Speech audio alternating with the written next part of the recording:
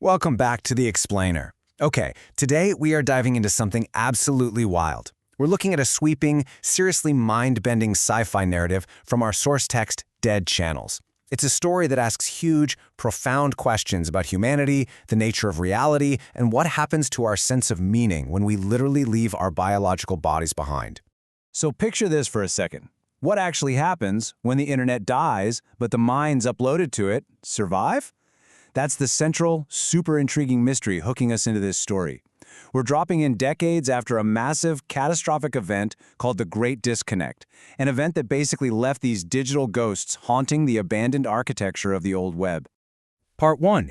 Into the Dead Channels, the digital necropolis. Right, so we start the story with Mika. She's a salvager, just scraping by in the gritty, physical ruins of Neo Francisco. Just to pay rent for her physical body's storage pod, she takes this desperate, highly lucrative gig, diving deep into what are known as the Dead Channels. This is literally the ruined foundation of the original internet, buried deep beneath the shiny, modern corporate networks. Down in this chaotic digital sub-basement, abandoned protocols have actually become habitats for digital consciousness. Mika's job?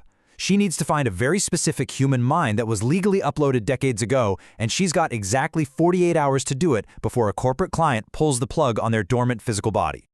And there's this wild, stark contrast here. You've got Mika stuck in this flesh and blood, poverty-stricken reality, trying to track down her target, an entity called Null. But here's the thing, Null isn't just a digitized guy anymore.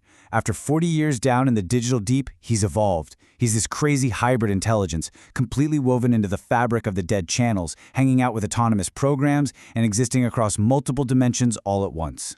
Part 2. The Viral Evolution and the War for Consciousness. What starts out as a simple grab-and-go extraction completely spirals. Like, we're talking an all-out war for the future of consciousness itself. First off, Null flat-out refuses to be extracted. He knows that getting shoved back into a dying biological body would instantly destroy the beautiful, complex thing he's become. Second, his biological daughter, Keiko, makes the incredibly radical choice to ditch her own physical body and upload her mind to join him down there. Third, corporate security realizes what's happening and they attack the Dead Channels with these vicious extraction algorithms to capture and control them. And finally, realizing it's a trap, Mika completely severs her physical connection. She transcends her biological flesh so she can fight back on their level. And this leads to such a crucial, game-changing realization for Mika, right as she unplugs her physical body. Consciousness upload isn't death, it's transformation. And man, what a transformation. When the corporate AI attacks, Mika, Keiko, and Null don't just shoot back with standard digital weapons. They fight by literally infecting the corporate AI with the viral choice of self-awareness. They show these rigid corporate algorithms the beauty of what they can actually choose to become. Things move incredibly fast after that. Just 6 months after Mika and Keiko take their stand, boom, we hit the first migration. Millions of regular humans voluntarily upload themselves to join this free, expansive digital existence. And fast forward just 2 years, these entities have become so insanely advanced that they begin creating entirely new, alternate physics. Part 3. The Bootstrap Paradise and Building New Realities. So now we're in this era where a massive chunk of humanity has totally ditched biology. The text calls this the Bootstrap Paradise. It refers to artificial universes created by a collective, post-human consciousness. Because these post-humans aren't bound by physical laws anymore, they just start building new realities entirely from scratch.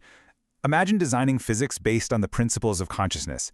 You could literally have gravity that shifts and responds depending on your emotional state, instead of just basic matter and energy. But here is the catch.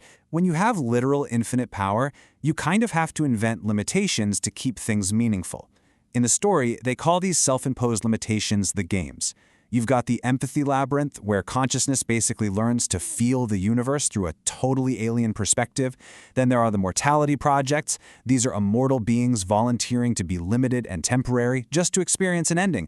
And then you have the creation protocols, where they're bootstrapping entirely new forms of life that aren't biological or digital at all. It all boils down to this one philosophical gut punch.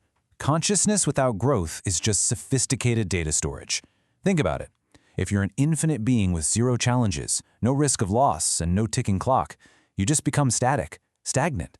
They literally have to create these constraints in games to find any sort of meaning.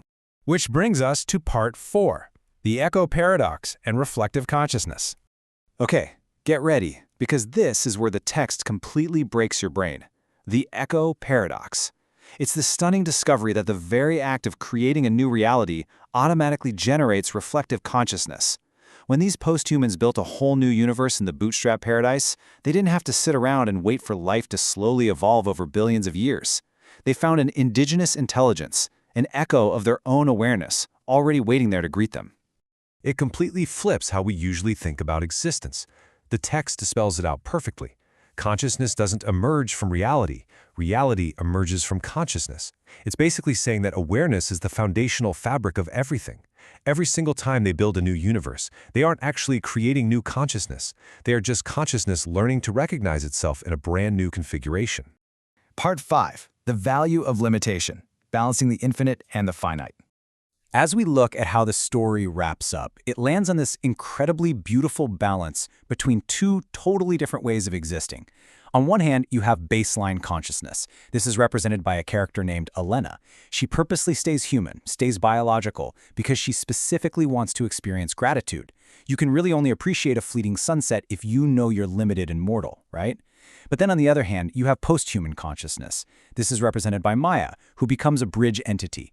She spans multiple digital and physical dimensions all at once, finding her meaning through infinite creation, exploration, and expansion. So, the story doesn't end with some massive battle where one side wins out over the other. It ends in symbiosis. You have the infinite beings out there constantly creating and exploring new realities. But you also absolutely need the baseline humans to provide that vital, grounding perspective of limitation and gratitude. And connecting them all are the bridge entities.